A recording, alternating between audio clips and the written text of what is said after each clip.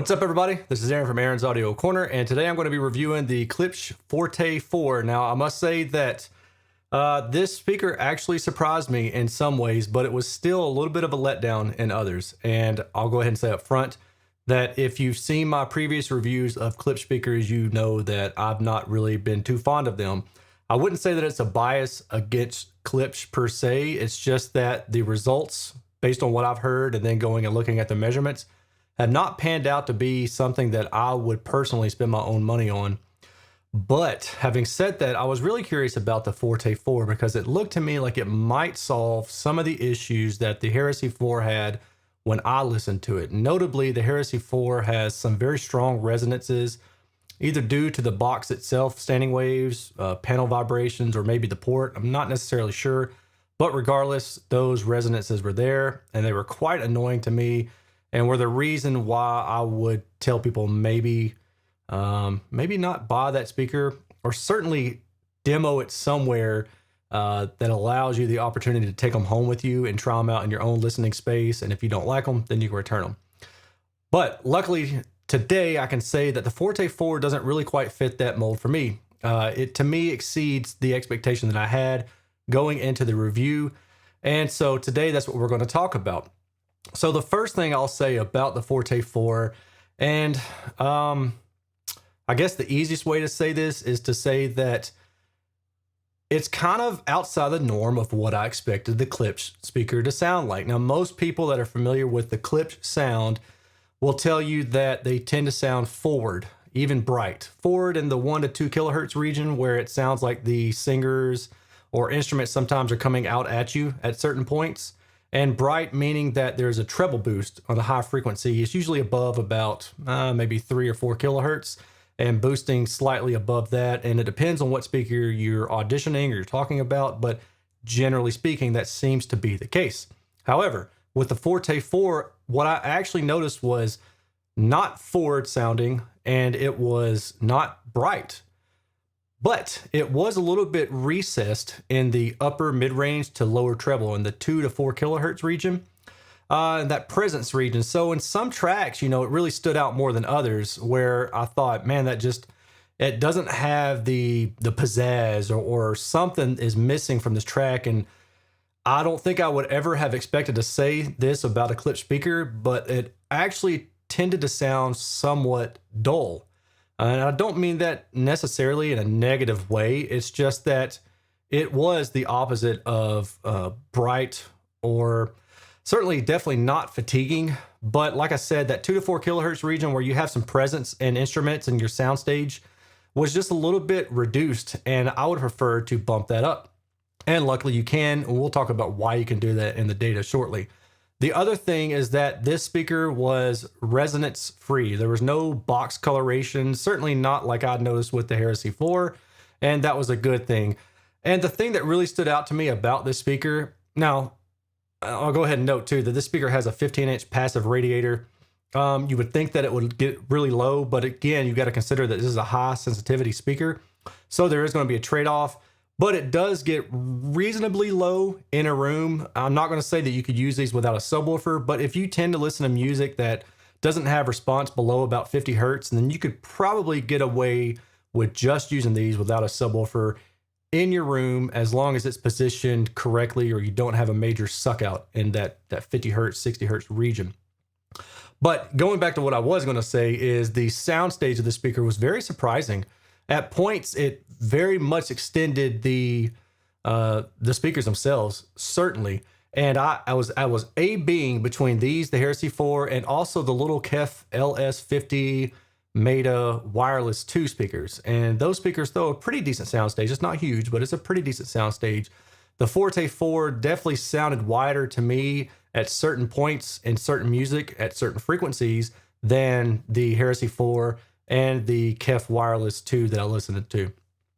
That was really noticeable, where in certain songs, I would be looking right at the speaker. I mean, staring dead at the speaker, and I swear I would hear the sounds coming from 5 feet out to the side of the speaker. And it was a total trip. When you have an experience like that with a speaker, it's one of those things that makes you scratch your head.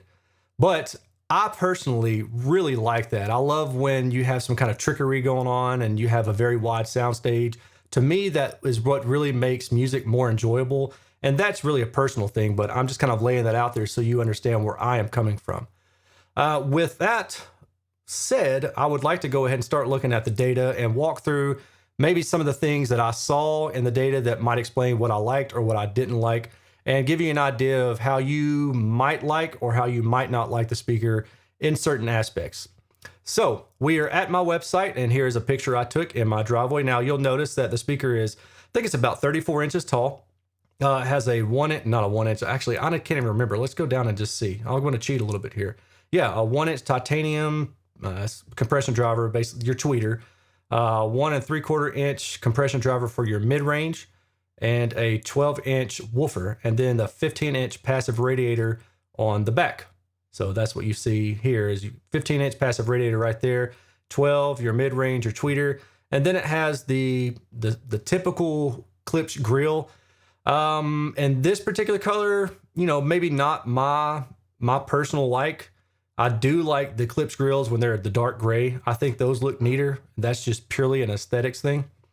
You can see the binding post down here, and you can bi-amplify the speaker if you would like to do so. And you might want to do that if you tend to find the speaker, needs adjustment in level for the mid-range tweeter versus the woofer region. But in my personal opinion, I don't think that you're going to benefit much from bi-amping this speaker. So save your money. Let's see here. So we've got some information pulled from Klipsch's website. They say sensitivity at 99 dB. We'll come back to that. Here's some crossover points, noteworthy because we're going to see some things in the data a little bit later that might show where these crossovers need to be a little bit more steep. So the locations are probably okay, but the slope of the crossovers, in my opinion, could probably use some work. They do come in what they consider match pairs. Now, I didn't test the matching of the pairs, but the serial numbers were stated on the box as being matched with the other serial number from the other speaker that was sent to me. So they are sold and they are marked before they leave the factory as being matched pairs, which I think is kind of a neat touch. And the other thing I noticed is that Klipsch offers a 10-year warranty on the speaker. Now, I don't know if that's par for the course. I don't recall any other manufacturer offering a 10-year warranty on their speaker. So from that standpoint, I think that's pretty cool. And kudos to Klipsch for standing behind their product. Price is approximately $5,000 per pair. That's US dollars. And I will say now that if you are planning to purchase this speaker or anything else from justaudio.com, please consider using my affiliate link because that helps me get some commission, no additional cost to you, and that allows me to pay for things to keep doing what I'm doing. For instance, I just paid $200 one-way shipping, and I will pay $200 return shipping for a set of speakers that I have coming up for review probably in the next month. So that's $400 out of my pocket. If you want to help out, you can just go through an affiliate link. If you want to buy something that way, that helps me out a lot, and I would appreciate that. The spinorama data. So now we're going to get into how I measured the speaker. The aim point was at the tweeter axis. This speaker was measured with the Klipsch near-field scanner, which allows you to get anechoic data in a non-anechoic environment.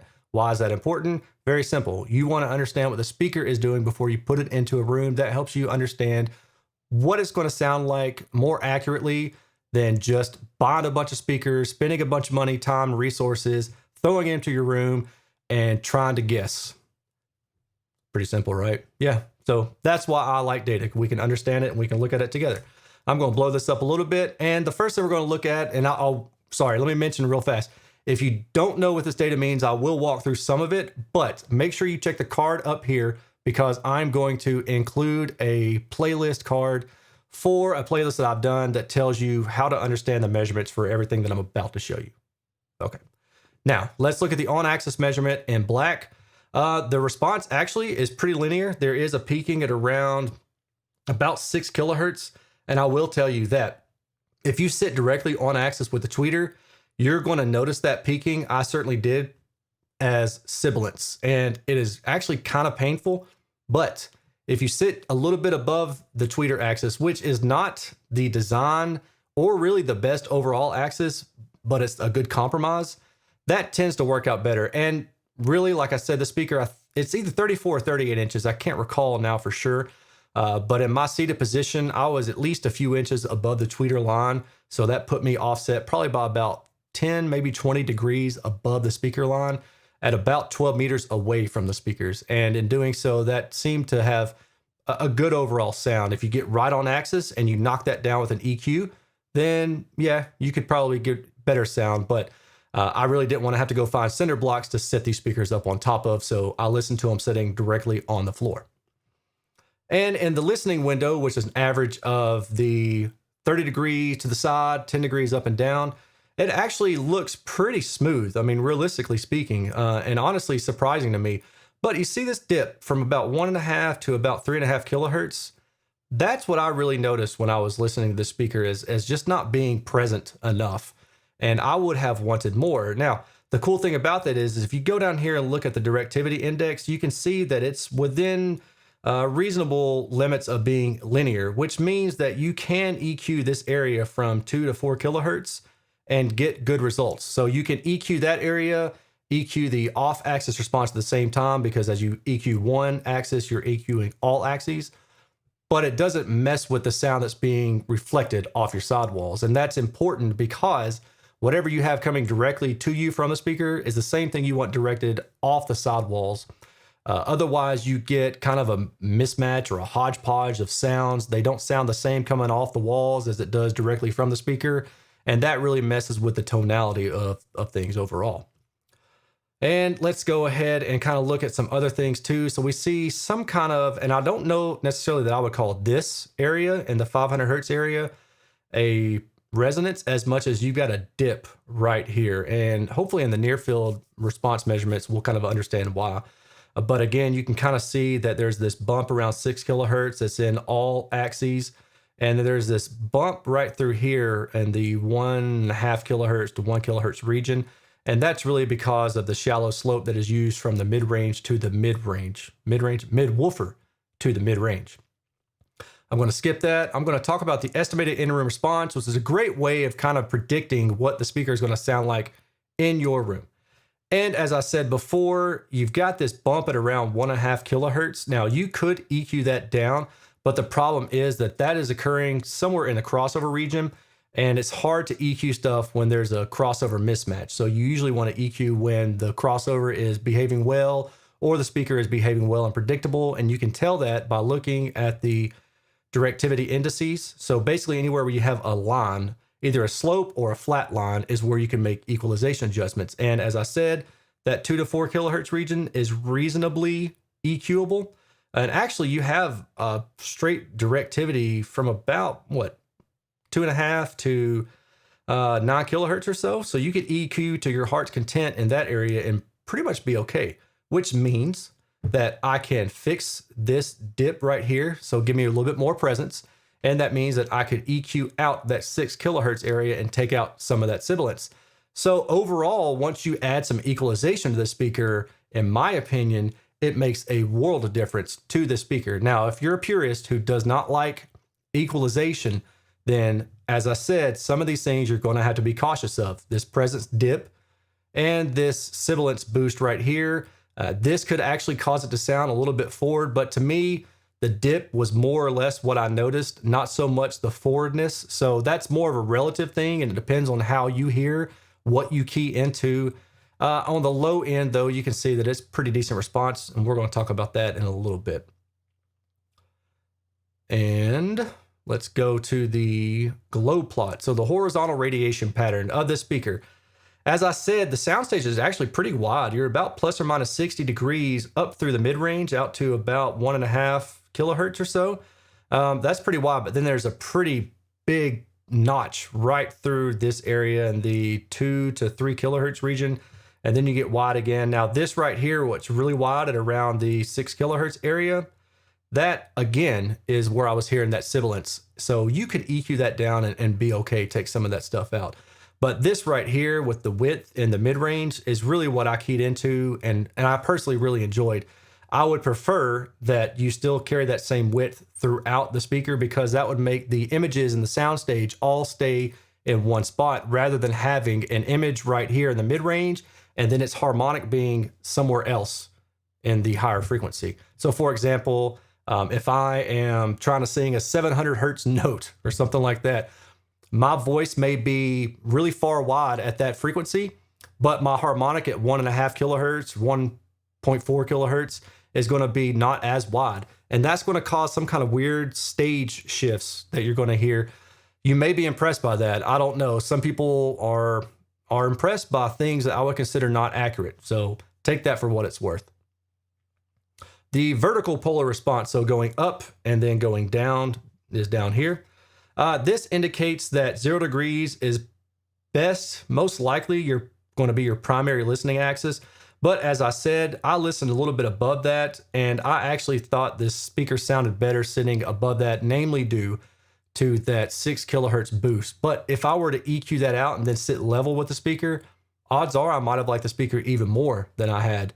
And that's actually just kind of a revelation that I'm coming to now when I'm looking at the data. So that's why it's important to listen and look at the data and go back, because while I did apply some equalization, I didn't equalize and then sit dead on axis with the speaker again. I normally just stayed at the same seating height, which was, as I mentioned earlier, above the speaker. The on-axis linearity, so the mean sensitivity of the speaker between 300 hertz to 3 kilohertz. Klipsch states 99 dB. I'm measuring about 94 dB. It's worth noting that Klipsch states their sensitivity as in room, which means that you're going to get anywhere from 3 to 6 dB gain when you put a speaker in a room, and that's usually due to boundary reinforcement. So if you put it near a wall, put it in a corner, you're going to get some extra gain just from it being in a room. So that's how Klipsch is able to get by with having a 99 dB sensitivity rating, and it is misleading, but in their defense, they do tell you how they're deriving that sensitivity. It's just something that you've got to be cautious of and wary of when you look at Klipsch's sensitivity ratings. And I said this in the Heresy 4 review that other manufacturers just sometimes they outright lie about their sensitivity. So at least Klipsch is telling you how they derived it. Can't really complain about that. That said, let's look at the on-axis linearity. And you can see that in the gray window is the plus minus 1.5 dB response. And if you're a speaker that's staying within that, you are a really good speaker. And for the most part, the speaker stays within that. However, it goes beyond that to plus or minus 3 dB at some point. But overall, I would say that the linearity of the speaker really isn't terrible. I just wish it didn't have some of these dips. You know, if there was some way they could resolve these, and these could be cone breakup from the mid-woofer, they could be port resonances, they could be enclosure resonances manifesting. It's hard for me to say for sure, but regardless of what it is, they are present. And they kind of throw off the linearity a bit. Now, when you get to this high frequency area, I've already talked about how this was audible, so I'm not going to say anything else about that. Let's look at the low end. This is anechoic F3 at 82 hertz. Now, if I recall correctly, the F3 of the Heresy 4 was actually a little bit lower, but the F10 of the Heresy 4 was at around 50 hertz, so this speaker gets about 10 hertz lower. And really, in the world of speakers, 10 hertz on the low end can really make a lot of difference. And I think that's one reason why I actually like the speaker even more. Now, the Heresy 4 was chock full of resonances and other issues that I did not like.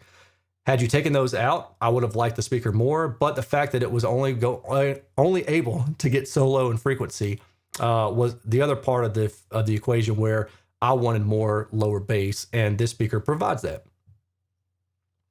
Let's look at the impedance real fast. Yeah, mostly above 4 ohms, so you should be good. You might be able to power this with an AVR, a solid state amp, tube amp, all should be okay. Just check with your manufacturer's spec before you plug anything up and head to town. Group delay, this shows some kind of increase in group delay, which likely is evidenced as ringing at around 300 hertz. And I'll be honest with you, I really didn't hear anything in this particular area. I am curious now, though, if I go back in the data and look, 1, 2. So I'm not really seeing any strong resonances here in this data, and it may be somewhere else in the data, but I did see it in the CSD response, and we'll go ahead and skip to that. I'm going to skip the step response for now. I'll save some time. Yeah, let's go look at the CSD real fast, and we'll just talk about that little bit of that ringing here. So you can see that there is there's something hanging around there, and I'm not sure what it is, but again, that's not anything that I noticed in my listening with a multitude of tracks. So let's get back up here. Now we're going to talk about distortion. Well below 1% is 1% THD would be negative 40 dB. So you're well below 1% at 86 dB. And then when you crank it up to 96 dB, you're still mostly within 1%, even on the low region. Now, as I said before, you may want a subwoofer to help shore up the lower bass, but in a room, you may find that you're okay with your particular music. But I would certainly say that you want music. If your music goes below 50 hertz, you're going to need a subwoofer. I'll just leave it at that. Let's talk about the dynamic range of the speaker, its ability to play low volume to high volume instantaneously. How does it do a dynamic range? This is a way for me to provide a metric for that. And any deviation that you see from the 0 dB line, so if you see any of these color lines deviate from this flat 0 dB line, that means that the response is going to be changed as you increase from 76 dB to whatever output level is represented by this color. Let's take the extreme example. At 102 dB at 1 meter versus 76 dB, you lose about 1 dB at 700 hertz and you gain about 1.5 dB at 6 to 7 kilohertz. Now, why is that? Well, I don't know what's going on here. I could probably figure that out, but I'm not going to figure it out at this moment with you guys. This is likely some kind of distortion.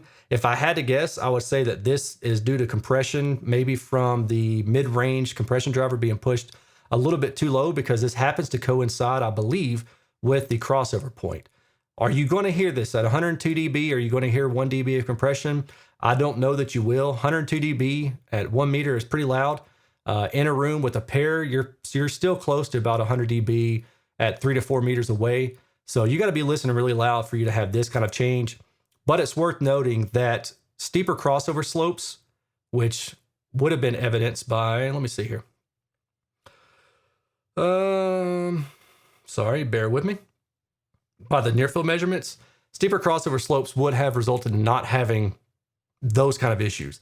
And you can see that steep crossover slopes for the low pass filter is not used. So this woofer rolls off on the high end pretty slowly, and the mid-range rolls off relatively steeply. The tweeter rolls off relatively steeply as well, but you can see that the low pass filter, so the ability for the speaker to keep playing higher frequencies, they use a shallow slope. That may be to save money. More than likely, that may be what it is, because I got to think that if Klipsch were going for more accuracy, they would have applied a higher crossover slope. Then you wouldn't have little resonances like this and this is probably the cone breakup, if I had to guess. Yeah, so it would be an overall more linear speaker as you go from low volume to high volume. And is there anything else in here that is worth noting? Yes, my in-room response. So you can kind of get an idea of what the response was like measured at my seated position versus the prediction. And the prediction lines up pretty well. Now, it's worth noting that all my anechoic measurements were done without the grill, but in the room, I had the speakers with the grills on. And that noticeably seems to knock this peak down. When I removed the grill and listened, that's when I really noticed this. But also, I should say that, remember, I'm sitting above the speaker axis, which means that it's not quite an apples to apples comparison. And therefore, this is really knocked down about 5 dB. So that's why I didn't really have any complaints with this peak until I got directly on axis. But like I said, if you use a grill, that will help probably knock that down a little bit, but it's also going to cause some other issues off axis. So as far as using a grill or don't using a grill, I think that's up to you, but I can safely say that if you do use a grill, you're going to mess up the accuracy of the speaker, at least to some degree. Okay. All right. And if you're curious, I was powering the speaker with the Parasound Hint 6. I did ask the dealer about this speaker, and I said, do I need a tube amp? Because people are going to say, you didn't test it with a tube amp, you did it wrong.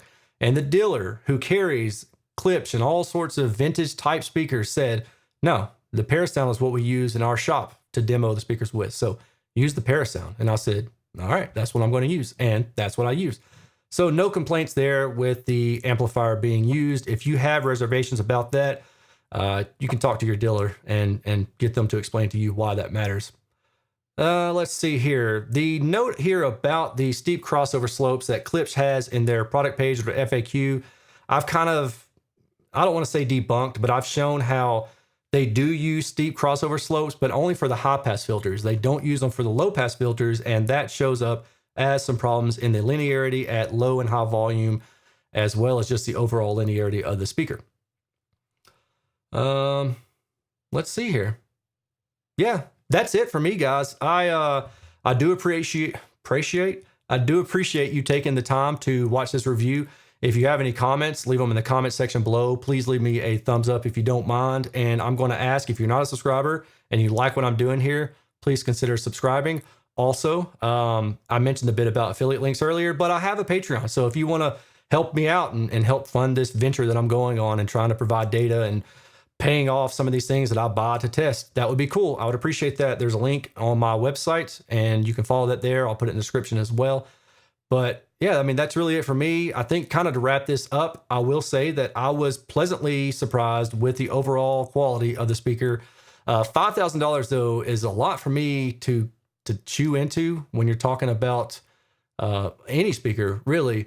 But I think that if you kind of already like the Klipsch sound and you want something that rocks out, then this is probably a Klipsch speaker that I would feel okay recommending because it's more neutral than the other Klipsch speakers that I've listened to and tested. As I said, it does have some areas of concern, but to me, they weren't enough to make me say absolutely not. And again, if you're predisposed to the Klipsch sound, I think that this is worth giving a shot. So contact your local dealer or reach out to Just Audio, give them a call, and maybe order up a pair and see what you think. With that said, I'm out. You guys have a good one. Talk to you later. Peace.